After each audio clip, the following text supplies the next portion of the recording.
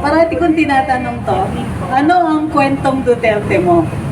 Kasi dapat parati tayong nagkikwento tungkol kay tatay. Hindi natin pwede siyang pakalimutan. Kasi kaya siya kinulong. Hindi dahil may kasalanan siya. Hindi lang dahil mananalo si Inday. Hindi lang dahil medyo tinik siya dun sa tagiliran ng presidente. Pero tinapon siya dun para kalimutan natin siya. Akala nila. So, ang importante, araw-araw, or as often as you can, hindi naman araw-araw, as often as we can, hindi na natin talaga kailangan mangampanya. Pero ang importante, hindi natin papabayaan na makalimutan si tatay. Kasi nakadikit yan eh, si tatay at saka si Inday. Isang dahilan, may mga tao, kilala nila si tatay. Hindi nila masyadong kilala si Inday. Pero pag dinikit mo, alam ninyo na ang serbisyong Duterte, itutuloy ni Inday. So, simpleng-simple lang, di ba? Pag may dumadaan, mag-ano tayo. So, simple lang. Ang kailangan natin gawin hanggang 2028, hindi natin hahayaan makalimutan si Tatay Digong. Para kahit ano pang sabihin nila, tinatalo natin sila araw-araw. Every day na binabanggit natin yung pangalan ni Tatay, every day na may kwentong Duterte, every day pag sinasabi natin Inday Sara 2028, natatalo sila. Kasi ang gusto nila kalimutan eh. Ang gusto nila i-impose yung kwento nila. Ang gusto nila, yung kwento nila, yung tungkol sa katiwalian, war on drugs, ganyan. Pero ang totoo niyan, kinikwento nila yung mga mali na ganun para makalimutan natin yung pagkakamali at yung araw-araw na nabibigo ang administrasyon. Araw-araw. Ito ewan ko kung napansin ninyo. Since 2028, problema na natin ang pagkain. Problema na natin ang presyo ng pagkain. Alam ni BBM yan kasi bahagi ng kampanya niya noong 2021 and 2022. Anong ginawa niya nung presidente siya? Wala. Wala talaga. Naging kalihim pa siya ng agrikultura. Ayaw niyang banggitin yung problema ng tubig kasi masyado siya maraming kaibigan dun eh. Pero peace and order. Naku, bahagi ng kampanya yan. Naniniwala daw siya sa drug war. Naniniwala daw siya sa continuity. Kailangan daw ipagpatuloy yung polisiya ni Duterte na tough on crime. Anong ginawa niya nung nanalo siyang presidente noong 2022? Wala. Wala din. Ano naman sa ekonomiya? Simple lang yung formula ni Tatay Digong. Free tertiary education, healthcare, trabaho. Akibat ng trabaho, yung infrastructure natin.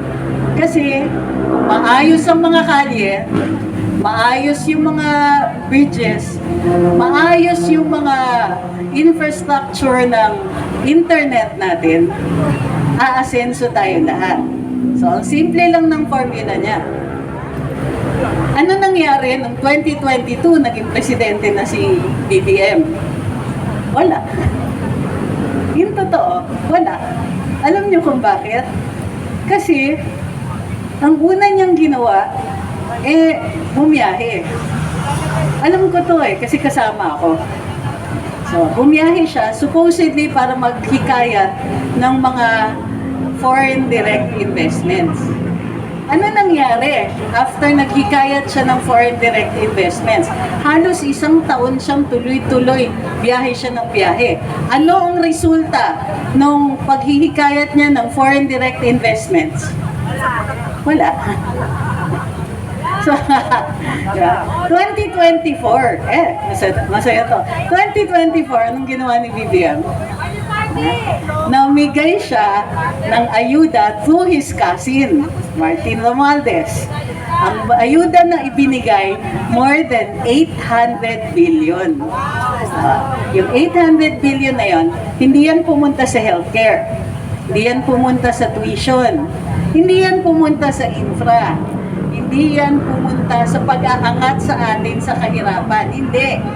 Pinamigay nila noong 2024 kasi akala nila mananalo sila sa 2025.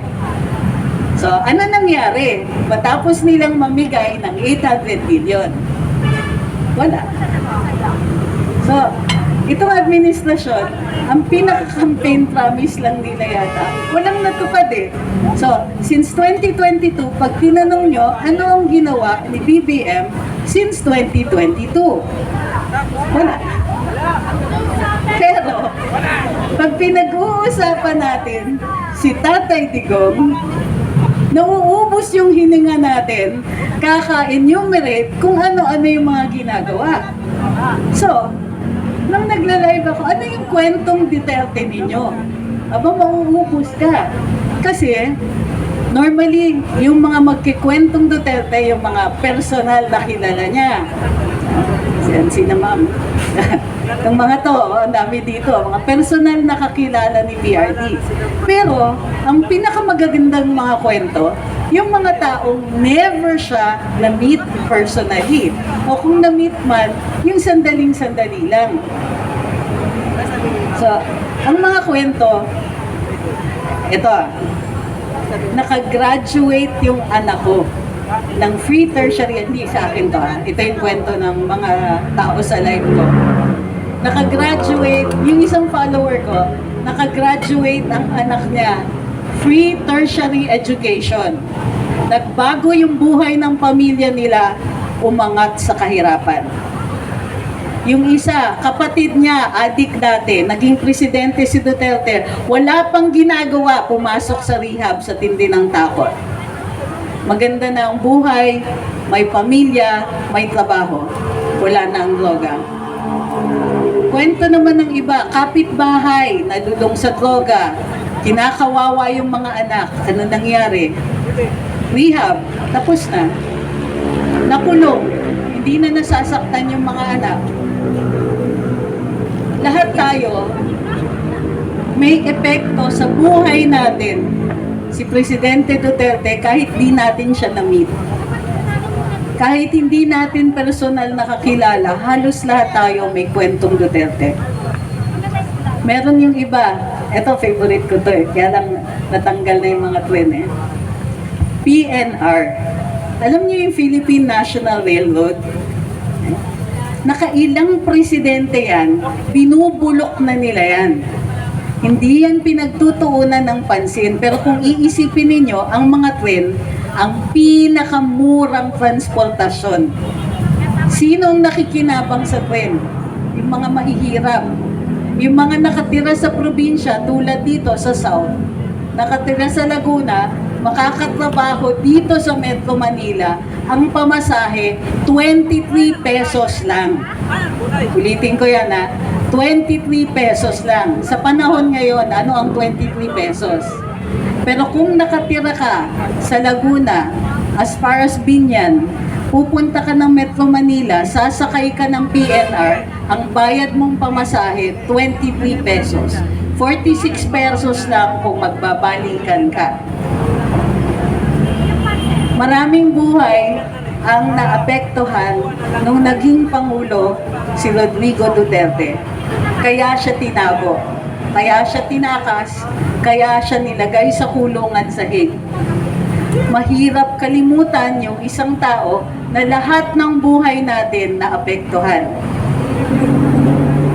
Mahirap kalimutan yung isang tao na nagbago ng mundo natin. Siyempre, tinatry pa rin nila. Kasi sa totoo lang, kung wala kang ginagawa, ang gusto mong mangyari, maitago mo yung kalaban mo. So, pero gusto ko rin pag-usapan, si Rodrigo Duterte, bilang presidente, wala talagang makalapit sa kanya. Pero yung Rodrigo Duterte rin, na tao, nakilala ko siya much later. So ito ang kwentong Duterte ko. nakilala ko si PRD, secretary ako. Press secretary ako, dumating ako sa Davao para tumulong doon sa House of Hope. Dinala ko yung media, dinala ko yung PTV4 para makover yung event. Ang unang bati niya sa akin, Secretary Trixie, welcome to my city.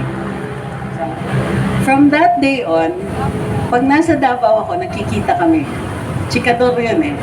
So, tapos, di ko alam talaga yung style niya. O, nagyaya ng karaoke, ng videoke. Sige, punta naman ako. Si Sir naman, papakanta siya. Sige, kanta ka.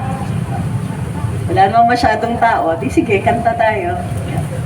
Nung una, isa lang. Pagbaba ko, after one song, pinabalik ako. Hindi pwedeng isa lang. Okay, sige sir, balik ako. Kanta na naman ako. Kaka-anim na ako, medyo namamaos na ako. Sige, huwag ka munang bababa dyan. Ganon. Okay, after 7 songs, sabi ko, oy, hating gabi na, siguro pauwi na ako nito. Nagpakanta pa ng iba, nagpakanta pa ng iba, nagpakanta pa ng iba. Alas 3 ng umaga, kala ko, uwian na sir. Sabi niya, tapos na ba kumanta lahat? Oo daw sir. O siya nakakanta. Diyos ko, antok na ako. Yung pala, pagkakanta si sir, para siyang nag-a-album launching. So, 12 songs. Sabi ko patay, hindi pala talaga pwede. Dati, hindi ako sanay sa puyatan. So, ang kwentong Duterte ko, natuto ko ng puyatan. Kasi sa trabaho rin naman sa gobyerno, alas 2 ng umaga ako gumigising.